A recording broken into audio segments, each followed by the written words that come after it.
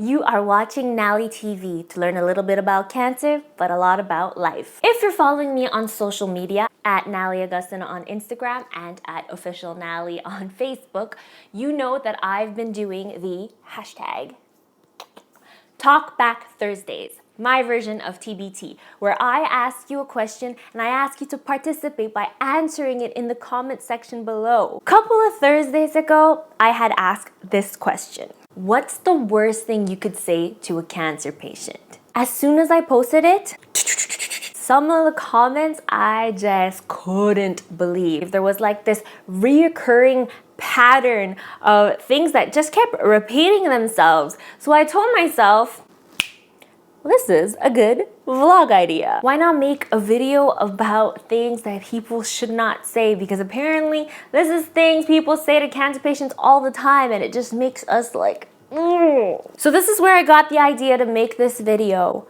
of 7 things you should never say to a cancer patient. You hear me? Now, I just want to warn you, there's gonna be a lot of things that I say that you're probably gonna be like, ooh, oh my God, I totally said that to my mother, sister, friend, brother, dog. Even I, who talk to cancer survivors every day, have probably said one of these things.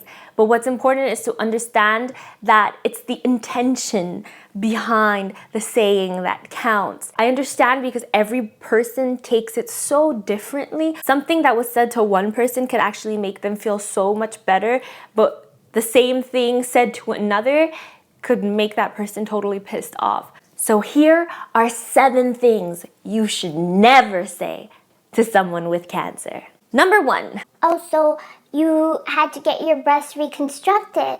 So you got a free boob job? You're so lucky. Excuse me? Listen, I was really good with my itty bitty B cups before. I didn't want these D's, but I am really happy about them, by the way. Tell me that they look good, the reconstruction was great, your surgeon is a genius. But don't go and say that I'm lucky. No, I am not lucky that I had my entire left breast removed and the lymph nodes removed and my nipple is missing. No, I am not lucky that I had breast cancer. If I had the choice, I would never decide to go under the knife if I really didn't need to. I used to be able to do 10 chin-ups before and like 7 pull-ups. Now I can do 0. Why? Because I got surgery. And then you have these women who are just like purposely cutting up their bodies just to have that perfect look, whatever that even means. And then you go and tell me that I'm lucky? I am lucky, yes, to be alive, not to have had a free boob job. Don't say that. Number 2. Yeah, like my aunt's sister's best friend had cancer too, and like it was really hard, and yeah, she died. Okay. Listen, I know you're just trying to relate, and it's always, when you're in a conversation, one person always has to say that, yeah, I totally get it because I know of this person and that person who's been through the same thing, but really you don't know what it's like, and I don't want to hear about someone dying from cancer right now when I'm fighting for my life. Number 3. Everything happens for a reason. Listen, now I'm somebody who actually truly believes that everything does happen for a reason. I wouldn't have met every single one of you or wrote my Chemo Secrets e-guide or discovered my passion if it weren't for my cancer. But at the same time, that reason is up to me to discover. And by you telling me that everything happens for a reason, that's like you telling someone, oh, well, listen, there's a reason behind why you have cancer. Karma's a bitch. It's not up to you to tell us. Let us figure that out on our own, okay? Number 4. It's just hair. What? You telling me that this is just hair is like me telling you that this is just your hand. Hair is a part of our body. It grows. It is a sign of life and health when it shines and it's thick and it's voluminous and you can do this.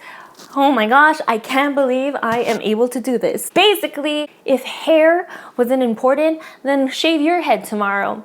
Be bald. See how you feel. And when you lose it, you just feel like you're not human anymore. You feel completely abnormal. So hair isn't just hair. It's a part of you. So don't say that ever again. Number 5. Oh, so you're doing chemo? Oh, I don't think you should be doing chemo. I heard that chemo kills. You should like smoke cannabis and, take some baking soda or go find that magical fruit in Madagascar. You shouldn't do chemo. Chemo kills. And here I am doing freaking chemo. I'm here fighting for my life. You really think I want to do chemotherapy? I do understand there are plenty of alternative treatments out there that people have done and they've actually gotten better. But there's not enough proof for me to just stop my treatment when I'm actually already doing it and I started it and I made that decision. And there you are throwing me these magical ingredients and recipes that are apparently gonna cure me forever, but like, I can't. Number 6, and this one I'm sure all of you already said. In fact, I've said it to a lot of cancer survivors too, but it kind of came back several times in the comment section of my post. Stay positive. And I understand because I think a positive attitude is what got me this far. Despite going through the worst days of my life, it allowed me to never waste a single day because I held on to what made me happy. But I understand what you all mean by do not say stay positive is when we're going through a really rough time and we actually feel scared and sad and angry and mad all at the same time, and then you're there to be like, stay positive, just stay positive. That's like you telling us, don't feel sad, don't be mad, don't be scared. But that's how we feel, and it's okay to feel that way. I understand what you're trying to say because I have said it many times, but just be careful, evaluate the situation, and try to avoid saying to stay positive because apparently a lot of people don't like that. Lastly, number 7. I am so sorry. Relax. I'm still here. I didn't die. If there's one thing I hated the most is when people would pity me. I do not accept pity. This is probably why I decided to be badass during my cancer diagnosis and run 5K while I was doing AC chemotherapy, completely bald, and raised over $80,000 for the CIBC Run for the Cure. Bam! When you say, oh, I'm so sorry, you make us feel like we already died. Please don't do that. It's scary. Woo! That felt good. I love letting that out. That little rant was amazing. But if you've been following me for a while now, you know that I'm not about complaining. I'm all about the solutions. So here are 3 things I think you should say. 1, how are you? And then you wait till we answer. And if our answer is great, then great. You talk to me like you've talked to me all your life. Talk to me about, I don't know, your boyfriend problems or how the episode of Walking Dead last night was did you see? No, like seriously, did you see what happened? Crazy. But if I tell you that things are terrible and that I'm scared and that I'm sad, then you tell me that it's okay. That it's okay to be sad and that it's normal. And no matter what happens, you're gonna be there for me. And then that comes down to number 2. That's when you ask, what can I do to help you? And then you wait, and then you listen. And then I ask you that I really would appreciate it if you would come to chemotherapy with me next Monday. And then you take a day off or you do whatever you gotta do when you're there and you be there. And last but not least, nothing. Just listen. Sometimes we don't want you to say anything. We just want you to be there. And I have a bonus. You know what you can do? You can tell them, hey, Have you ever heard about Nalie and Nalie.ca? She has an awesome YouTube channel. She has her blog where her whole experience is documented in it. And she just wrote her first e-guide called Chemo Secrets, Tips, Tricks, and Real Life Experiences from a Young Breast Cancer Survivor. And then you can go on to chemosecrets.ca, purchase the e-guide, and then print it and then give it to your friend. And then that makes you the best friend ever. I'm so sure there's so many other things that I didn't cover that you should never say to a cancer patient, so help me out. Comment below, what's the worst thing anyone has ever told you? We can't blame them if they don't know.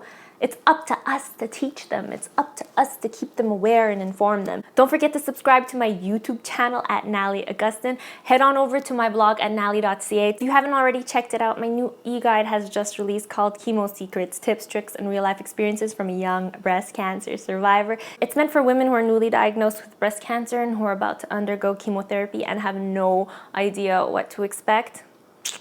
This is the guide to get them. I really, really appreciate your support. Thank you so much for watching. Be patient, be kind to yourselves.